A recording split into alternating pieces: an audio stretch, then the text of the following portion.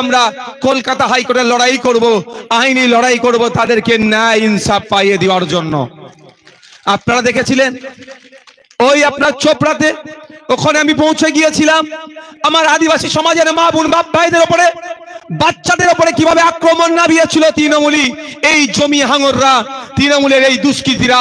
ওখানে ওদের বাড়ি ঘর পুড়িয়ে দিয়েছিল, বাচ্চাদের বই পেন খাতা পুড়িয়ে দিয়েছিল, খাবার দাবার যা ছিল চুরি করে নিয়ে চলে গিয়েছিল। তাদের বাড়িতে থাকার মাথার উপরে কোনো ছাদ ছিল না। ওখানে আমি পৌঁছেছিলাম, তারা দুদিন না খেয়েছিল।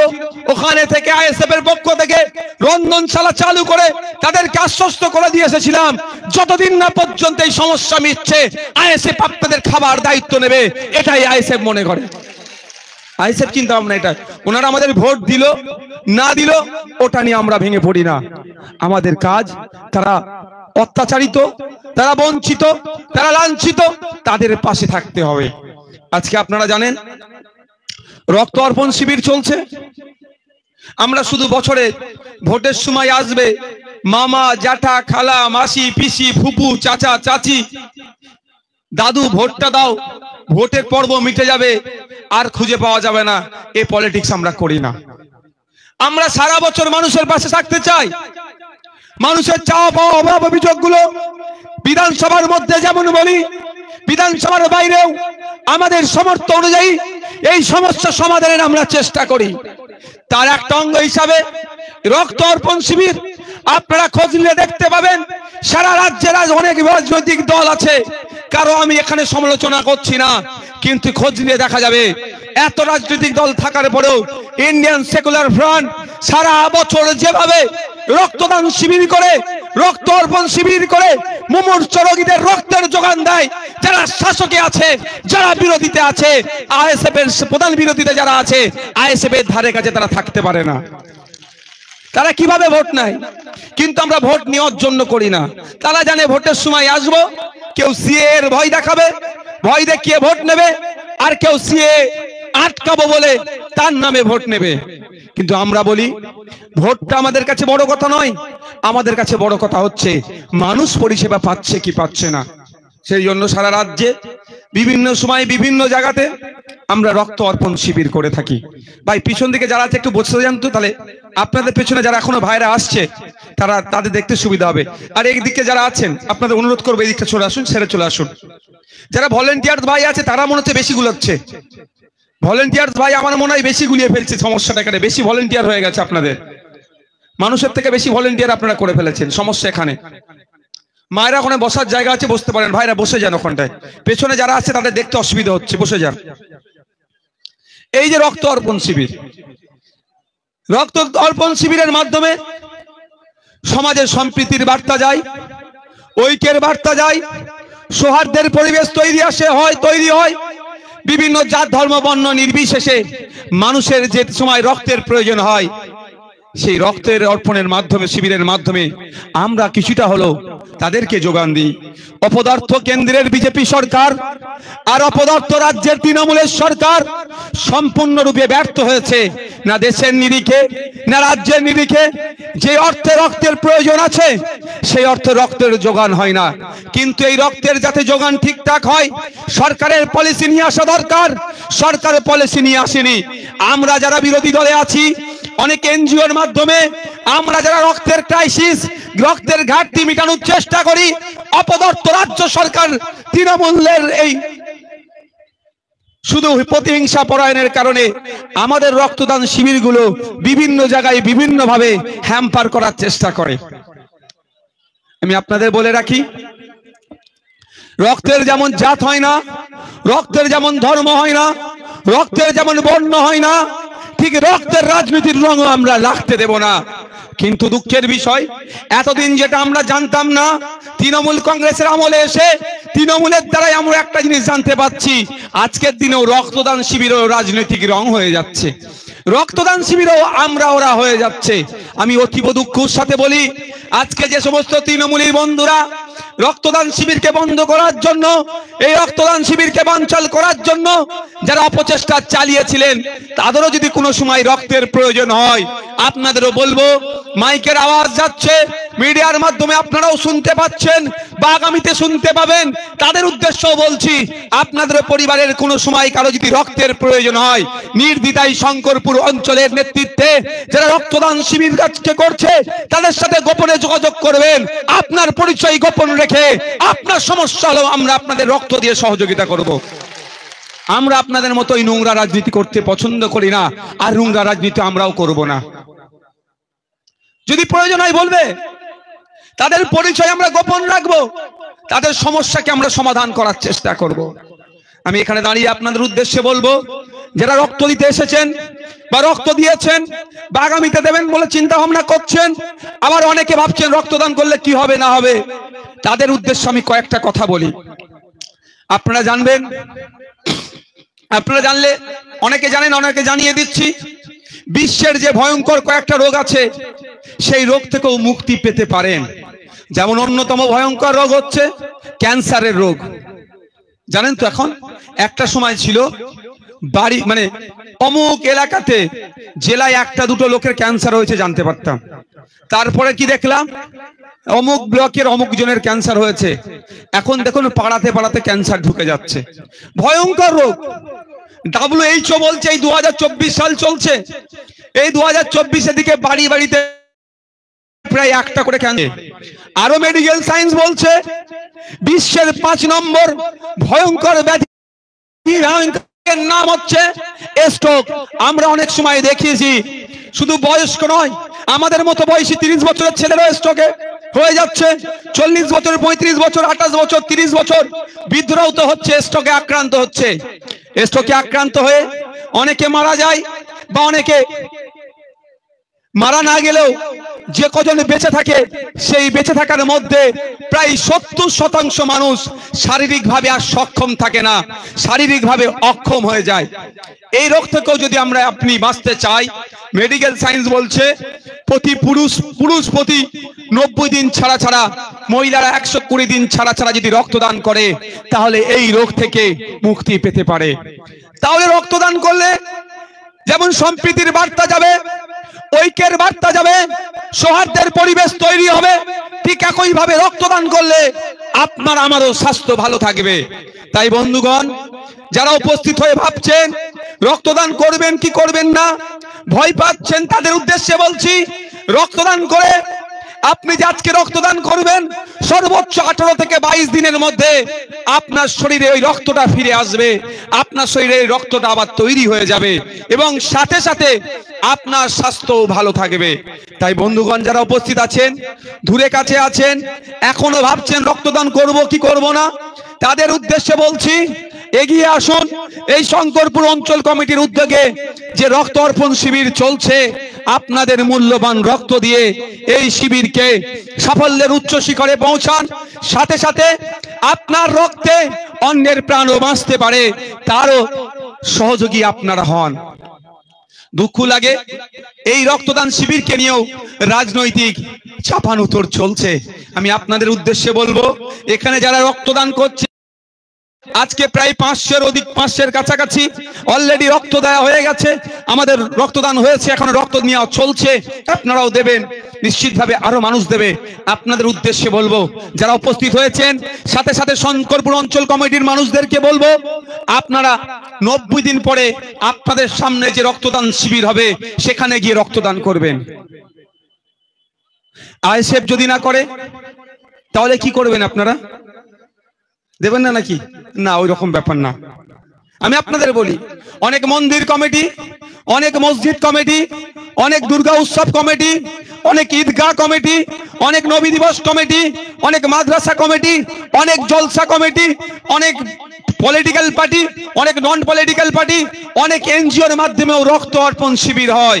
আমি আপনাদের বলবো, আইএসএফ এর আমি চেয়ারম্যান, আমি দায়িত্ব নিয়ে আপনাদের বলবো, আপনাদের আমি উৎসাহিত করছি, 90 দিন পরে দেখবেন যদি আপনাদের চোখের সামনে আইএসএফ রক্তদান শিবির না করে, ওখানে যে কোনো ধর্মীয় সংগঠন যদি রক্তদান শিবির করে, অনেক এনজিও যদি করে, অনেক পলিটিক্যাল পার্টি যদি রক্তদান শিবির করে, এমনকি যদি তৃণমূল রক্তদান শিবির করে, আপনারা নির্দ্বিধায় গিয়ে তৃণমূলের ক্যাম্পে গিয়ে রক্ত দেবেন। আমরা রক্ত দিয়ে রাজনীতি কোনো করতে চাই না, কারণ তৃণমূলের বন্ধু আজকে ডিস্টার্ব করছে। তার যদি তাদের পরিবারের যদি কারো রক্তের প্রয়োজন হয়, ব্লাড ব্যাংকে গিয়ে বলবে কি যে দাদা আমি তৃণমূল করি, আমাকে তৃণমূলের রক্ত দাও? বলবে না? বলবে দাদা আমি তৃণমূল করি, তৃণমূলের রক্ত আমরা নেব না, বলবে? তখন কি বলবে? রক্তের অমুক গ্রুপ, আমার অমুক গ্রুপের রক্তের প্রয়োজন আছে, তাড়াতাড়ি দেন। যদি বিনামূল্যে না পাই 10 হাজার টাকা দিয়ে দেবো, অসুবিধা নাই, রক্ত আমার লাগবে। তো তার যখন প্রয়োজনে রক্তের যখন প্রয়োজন হয়, তখন রক্তের রাজনৈতিক পরিচয় দেখতে চায় না যারা। রক্তদান শিবির করলে কিভাবে রক্তদান শিবিরকে ভেটো দেওয়া যায়, কিভাবে রক্তদান শিবিরকে ডিস্টার্ব করা যায়, তার জন্য এত উঠে পড়ে লাগে কেন? সেই সমস্ত অপদার্থদের বলবো, সেই সমস্ত সমাজ বিরোধী আমি মনে করি তাদেরকে বলবো, একটু দেখুন সন্দেশখালীর দিকে, একটু দেখুন বীরভূমের দিকে, একটু দেখুন পার্থবাবুর দিকে, একটু দেখুন জ্যোতিপ্রিয় বাবুর দিকে, একটু দেখুন মানিক বাবুর দিকে। ওই লাইন এখন অনেক আছে, তারা একটা সময় দাপিয়ে বেড়াতো, আজকে তারা জেলের ভাত খাচ্ছে। যারা অন্যায় করছেন সমাজে, এখন ক্ষমতা, শাসকের ক্ষমতার দম্ভ দেখাচ্ছেন, সময় আসছে ইঞ্চিতে ইঞ্চিতে বুঝে নিয়ে হবে, আইনের মাধ্যমে জেলের ভাত খাওয়ানোর ব্যবস্থা করা হবে, একটা কেউ ছাড় পাবে না। পঞ্চায়েত থেকে শুরু করে, সমিতি থেকে শুরু করে, জেলা পরিষদ থেকে শুরু করে, উন্নয়নের নামে যে টাকা আসছে, যারা আজকে ক্ষমতার দম্ভ দেখিয়ে উন্নয়নের নামে কাটমানি খেয়ে মানুষের ট্যাক্সের টাকাকে যারা আজকে কাটিং করে নিচ্ছে, তাদের উদ্দেশ্যে বলছি, কানটা খাড়া করে শুনে রাখুন, একদিন না একদিন আপনার বিচার আমরা আইনের মাধ্যমে করব। আজকে জনগণের টাকা আত্মসাৎ করে আপনি প্রাসাদ সম বাড়ি বানাতে পারেন, জমি জায়গা কিনতে পারেন, গাড়ি ঘোড়া কিনতে পারেন, সময় আসবে কমিশন বসানো হবে, ওগুলোর হিসাব করা হবে, সব মালটাই আইনের মাধ্যমে নিলামে তোলা হবে। তার বড় বাড়ি, তার বড় গাড়ি, তার জমি জায়গা সবই নিলামে তোলা হবে। আইন মাফিক সেটা নিলামে তুলে ও টাকাটা আবার কোষাগারে দিয়ে, ও টাকা দিয়ে আজ জনগণের উন্নয়ন হবে, একটাও ছাড় পাবে না। আর তাদেরকে কোথায় হবে? জেলের, তাদেরকে জেলের ভাত খাওয়ানো হবে, ছাড়ের কোনো জায়গা নাই। আজকে পঞ্চায়েতে উন্নয়নের নামে যে টাকাটা আসছে, সেটা কি হচ্ছে? সেটা লুট হয়ে যাচ্ছে। সেটা কোথায় যাচ্ছে? কাটমানি হয়ে নেতাদের পকেটে চলে যাচ্ছে। আর নেতারা কি করছে? টাকা দিয়ে বাড়ি গাড়ি জমি জায়গা বানাচ্ছে। অপেক্ষা করুন, একটা একটা হিসাব বুঝে নেওয়া হবে, একটাও ছাড় হবে না, সব বেটাকে ধরা হবে, কমিশন বসানো হবে, ওই সম্পত্তিগুলো নিলামে তোলা হবে, তুলে যে টাকা হবে সেটা রাজ্যের, সেটা কোষাগারে জমা দিয়ে ওর টাকা দিয়ে আবার জনগণের উন্নয়ন হবে। ও আমাদের টাকা, আমরা আবার আমাদের উন্নয়নে লাগাবো। ওই জন্যই তো এত ভয় পাচ্ছে। এই মথুরাপুরের কথা বলছি, লোকসভার এলাকার কথা বলছি, দেখবেন বিজেপি করবেন, তৃণমূল অত ডিস্টার্ব করবে না। এই করছে, একটু চোখ কান খুলে দেখুন, বিজেপির পতাকা উঠবে, তৃণমূলের কোনো ডিস্টার্ব নাই। ও জানে যত বেশি করে বিজেপির পতাকা উঠবে, সংখ্যালঘুদেরকে তত ভয় খাওয়াতে পারবো, তত ভোটটা আমার পকেটে রাখবো। খোঁজ নিলে দেখা যাবে বিজেপির লোক নাই, তৃণমূলই বিজেপির পতাকা হচ্ছে না। ওয়াকফ সম্পত্তি দুর্নীতি হচ্ছে, তার বিরোধিতা করলে রাগ হয়ে যাচ্ছে না। দেবত্ব সম্পত্তি, যেটা হিন্দু সমাজের মানুষের সম্পত্তি, ধর্মীয় সম্পত্তি, যেটা হস্তান্তরযোগ্য নাই এই শাসনের আমলে, এই শাসকের আমলে, সেটাও বিক্রি হয়ে যাচ্ছে, তার বিরোধিতা করলে নওশাদ সিদ্দিকী আইএসএফ খারাপ হয়ে যাচ্ছে। ওই জন্য আইএসএফ এর পতাকা লাগাতে দেওয়া যাবে না। ভাই সময় স্বল্প, প্রচন্ড রৌদ্র, আপনাদেরকে আর বেশি টাইম নেব না। রক্তদান উৎসবটা যেটা চলবে, রক্তদান চলবে, বক্তব্য আমি শেষ করছি। শুধু এইটুকু আপনাদের মনে রাখার কথা বলছি। এর লোকসভার নামটা কি ভাই? একটু জোরে বলুন। এবার চুপচাপ কি হবে? একটু জোরে বলুন। চুপচাপ মথুরাপুর লোকসভায় আমরা প্রার্থী দিচ্ছি। ভোটটা আসবে তো? মায়েরা আসবে তো? না মায়েদেরকে 1500 বদলে 1000 টাকা দিয়েছে বলে বলবেন? হবে না। ভোটের সময় বাড়িয়ে কি ভোটের সময় বাড়াবে না ওটা বড় কথা নয়, মায়েদের হাতে কাজ দিতে হবে। মাস গেলে যাতে 5,000-এর আশপাশে ইনকাম করতে পারে তার ব্যবস্থা সরকারকে করতে বাধ্য করব। মথুরাপুরকে আমাদেরকে উপহার দিন, দেখবেন ওরা করতে বাধ্য হবে। 1000 টাকায় কি হবে? তেল রসুন আদার দাম দেখেছেন আকাশ ছোঁয়া হয়ে যাচ্ছে। মায়েরা কম করে 5,000 টাকার কম বেশি মাস গেলে ইনকাম করবে, সে তার ব্যবস্থা সরকারকে করতে বাধ্য করাবো। তাই আপনাদের বলবো, এই ভোট আসছে, তৃণমূল প্রচুর চাপ দিতে পারে, মিথ্যা কেসের অনেকের নামে দিতে পারে। যদি ভয় দেখায়, আমি নির্দ্বিধায় আপনাদের বলছি, প্রয়োজনে তৃণমূলের ঝান্ডা নিয়ে তৃণমূলের মিছিলে যাবেন, কোনো সমস্যা নাই, আমি বলছি আপনাদেরকে। কিন্তু ইভিএম মেশিনের সামনে এসে কি করবেন? জোরে বলুন। ইভিএম মেশিনের সামনে যদি ঝান্ডা ধরে যেতে পারে, প্রথম দিকে একদম দাঁড়াবেন তৃণমূলের মিছিলে, নাহলে আপনি গরিব মানুষ, আপনার রুজি রুটি বন্ধ করে দিতে পারে, কোনো সমস্যা নাই। তৃণমূলের মিছিলের প্রথম সারিতে গিয়ে কাঁধে ঝান্ডা নিয়ে যাবেন। কিন্তু যখন ইভিএম মেশিনের সামনে দাঁড়াবেন, সব ভুলে যাবেন, বড় ভাইজানের কথাটা মাথায় রাখবেন আর খামে ছাপ দেবেন। হবে তো নাকি? এই ভোট আসছে, অনেক কথা বলবে, অনেক কিছু বলবে, ওর কারো কথাই ভুল মাথা দেবেন না। ভোট আসবে, সিএ এর ভয় দেখাবে। 2019 সালে সিএ যখন হচ্ছিল, এইখানকার এমপি তখন কি করছিল, এই প্রশ্নটা আমাদেরকে করতে হবে না? এমপি কে পাঠিয়ে লাভটা কি হয়েছে? যখন কৃষকদের বিরুদ্ধে পার্লামেন্টে বিল পাস হচ্ছিল, এই এমপি, তৃণমূলের এমপি তখন কি করছিলেন? এই সময় এসেছে প্রশ্ন করার। এই আবার বিজেপি তৃণমূলের বাইনারি করতে চাইবে, অত দেখার দরকার নাই। মথুরাপুর থেকে আমরা শিডিউল কাস্ট একটা, অর্থাৎ দলিত সমাজ থেকে আমরা আমাদের কোনো ভাই বা কোনো বোনকে আমরা ভোট দিয়ে পার্লামেন্টের মধ্যে পাঠাবো। তিনি সিএ এর বিরোধিতা যেমন করবেন, কৃষকদের বিলের বিরোধিতা করবেন, জনগণের বিরোধিতা যে বিলগুলোই আসবে তারই বিরোধিতা করবে। হবে তো নাকি? ওই কে 42টা পাচ্ছে, কে 370টা পাচ্ছে, কে 543টা পেয়ে গেল, ও আমাদের দেখার সময় নাই। আমরা আমাদের এখান থেকে এক বাঘকেই পাঠাবো, এক বাঘই ওই মোদি আসুক আর রাহুলজি আসুক, যে অন্যায় করবে তারই ঘুম আরাম করে দেবে। সে যে কেই আসবে, ইন্ডিয়া জোট ক্ষমতায় আসুক বা বিজেপি আসুক, আমি চাইবো তো বিজেপি পরাস্ত হোক, কিন্তু বিজেপিকে পরাস্ত করার জন্য যাদের প্রতি ভরসা করছি তারা করবে তো? তারা করবে তো? মনোজ বলছে কি বিজেপিকে আটকানোর জন্য তৃণমূলকে লাগবে। আমরা দেখছি যখনই তৃণমূল বিপদে পড়ে তখনই বিজেপি দ্বারস্থ হয়ে যাচ্ছে। এরা কি করবে? তার প্রমাণস্বরূপ অনেক আছে।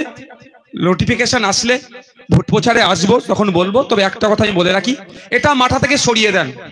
শুধু এতটুকু ভাবুন, বিজেমূলকে আমাদেরকে হারাতে হবে। কি করতে হবে? বিজেমূলকে হারাতে হবে। বিজেপি আর তৃণমূল এরা হচ্ছে বিজেমূল, এদেরকে হারাতে হবে। এই মথুরাপুরের মানুষজনদের বলবো, যারা তৃণমূলের অত্যাচারের কারণে, যারা ভাবছে বিজেপিকে ভোট দিলে তৃণমূলের অত্যাচার থেকে বাঁচবেন, সেই সমস্ত ভোটারদের উদ্দেশ্যে বলছি, তৃণমূল আর বিজেপি আলাদা নয়। যদি আপনারা তৃণমূলের অত্যাচার থেকে বাঁচতে চান, আসুন আইএসএফ এর ছায়াতলে। আইএসএফ এর কোন নেতা তৃণমূলের নেতার সাথে বসে চা খায় না রাজ্য স্তরে। হ্যাঁ, আমরা বলি বুথ স্তরে চা খাক, কারণ লড়াই শুধু বুথ স্তরে হবে, মাথা বুথ স্তরে ফাটাবে আর বড় নেতারা এক জায়গায় এসি ঘরে বসে চা খাবে, এটা হতে দেওয়া যায় না। যদি বড় নেতা এসি ঘরে বসে চা খায়, ছোট নেতারাও বুথ স্তরে নন এসিতেও চা খাওয়ার ব্যবস্থা করতে হবে, তাহলেই তো এসি ঘরের চা খাওয়ার দামটা থাকবে।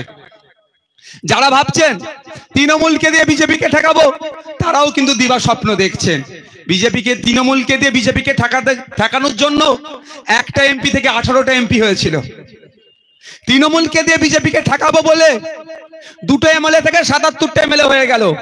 বিজেপি তো আপনার দরজার কাছে চলে এসেছে। আর কবে ঠেকাবেন? যিনি ঠেকাবার দায়িত্ব নিচ্ছে তিনি নিয়ে চলে আসছেন, এনে সামনে দাঁড় করিয়ে দিচ্ছে। তাই সময় এসেছে, ও বিজেপি তৃণমূল বুঝি না আমরা। আমাদের কাজ কি হবে? মথুরাপুর থেকে আমরা এমন এক আমার দলিত বোনকে বা ভাইকে পাঠাবো, যে মানুষের অধিকারের কথা বলবে।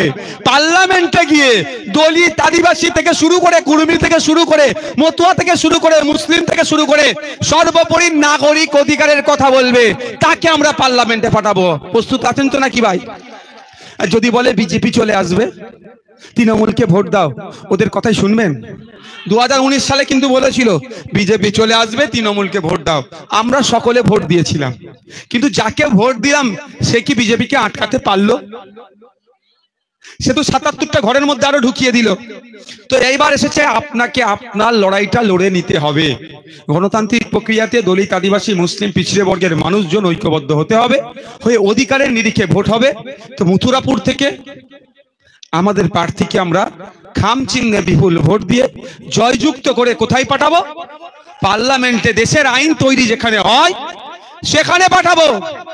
অনেকে অনেক কিছু বলবে যে একটাই কি করবে, যদি একটাই যায় এটুকু বলে দেবেন 294টা আছে, বাকি তো 293টা বিজেমূল। একটাই সংযুক্ত মোর্চা তথা আইএসএফ এর আছে, একটাকে নিয়ে মমতা ব্যানার্জি পেরেশানে আছে। তো আমরাই মথুরাপুর থেকে এমন এক বাপের বেটা, এমন এক বাপের বেটিকে পাঠাবো ওই 243টার মধ্যে 543-এর জায়গায় 542 জনই একটাকে নিয়ে পেরেশান থাকবে। যদি বলেন একটা পাঠিয়ে কি করবে, ওকে বলবেন ওই একটাই বাকি 542-এর ঘুম হারাম করে দেবে। যেটা বিধানসভায় দিদিমণি বুঝতে পারছেন। মানুষের কথা বলতে হবে, পিছনে টিউনিং করতে দিতে হবে না। পশ্চিমবাংলার বিধানসভায় 18টা আদিবাসী সমাজের বিধায়ক আছে। চোপড়ায় যে ঘটনা ঘটলো, সারা রাজ্যে আদিবাসীদের জল জমি জঙ্গল নিয়ে যে স্বাভাবিক অধিকারের উপরে যে হস্তক্ষেপ করছে, কারো মুখে বলি নাই।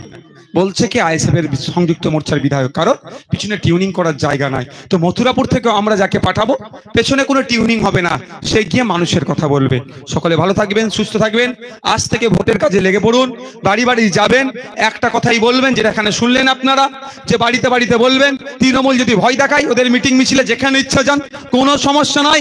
শুধু ইভিএম মেশিনের কাছে যাবেন, যেখানেই খাম চিহ্ন দেখবেন সেখানেই। তবে একটা কথা বলি, তৃণমূল কিন্তু অনেক ফান্দাবাদ ফাঁদে। তার মধ্যে বলছি, গ্রামের আমরা মানুষজন তো আমরা স্বাভাবিকভাবে একটু সহজ সরল। আমার ক্ষেত্রে হয়েছিল ভাঙড়ে, তৃণমূল গ্রামে গ্রামে গিয়ে বলছে, তৃণমূল সেজে যায়নি, ওদের লোক পাঠিয়ে বলছে যে তোমার যাকে ইচ্ছা ভোট দেবে দেবে, ওপরের সুইচটা টিপে অন করে যাকে ইচ্ছা ভোট দেবে। মানে বুঝতে পেরেছেন?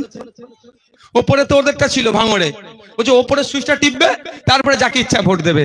এটা না আপনাদের এলাকায় নেই, প্রচারটা করতে পারে। বললো কোনো সুইচে হাত দেবে না, সব কারেন্ট মারবে। কি বলবে? যে সুইচে হাত দেবে কারেন্ট মারবে, শুধু খাম চিহ্নে হাত দেবে কারেন্ট মারবে না। ভবিষ্যৎ সুরক্ষিত করার জন্য খাম চিহ্নিত বিপুল ভোটে ভোট দিয়ে জয়যুক্ত করুন। এটা বাড়ি বাড়িতে গিয়ে আজকের পর থেকেই নোটিফিকেশন 10 তারিখ 15 তারিখ কবে হবে দেখার দরকার নাই, আপনারা ভোট প্রচারে লেগে যান। মথুরাপুরে আমরা প্রার্থী দিচ্ছি, আমাদের প্রার্থীদেরকে বিপুল ভোটে আপনারা জয়যুক্ত করানোর জন্য সবাই পার্টির নেতা, সবাই পার্টির কর্মী হয়ে যান। দায়িত্ব নিতে হবে। এখানে হাজার খানেক মানুষ এসেছেন, আপনাদের কাজ হবে 1000টা বাড়িতে গিয়ে এই কথাটা আজকেই পৌঁছে দেওয়া। যারা বিভিন্ন কাজের জন্য এখানে এসে পৌঁছাতে পারেনি তাদের বাড়িতে পৌঁছে দেন যে ভাইজান মথুরাপুরে প্রার্থী দিচ্ছে। আর সিম্বলটা আমাদের কি হচ্ছে, কি সিম্বল? খামটাতে দেখবেন আর এখানে দেখবেন, অন্য কোনো সুইচে হাত দেওয়ার দরকার নাই।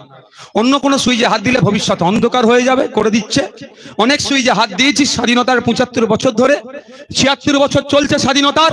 1952 সাল থেকে বিভিন্ন সুইচে হাত দিয়ে এসেছি, যত হাত দিয়েছি তারাই আমার তত ক্ষতি করেছে। এবার সময় এসেছে খাম চিহ্নে হাত দেব, আমাদের ভবিষ্যৎ আমরা নিজেরাই সুরক্ষিত করব। সকলে ভালো থাকবেন, সুস্থ থাকবেন, কারো প্রয়োজনে পা দেওয়ার দরকার নাই। আমরা গণতান্ত্রিক প্রক্রিয়াতে এই সরকার, তৃণমূল কংগ্রেসের সরকার এবং বিজেপিকে আমরা বাংলা থেকে উৎখাত করব। ভালো থাকবেন।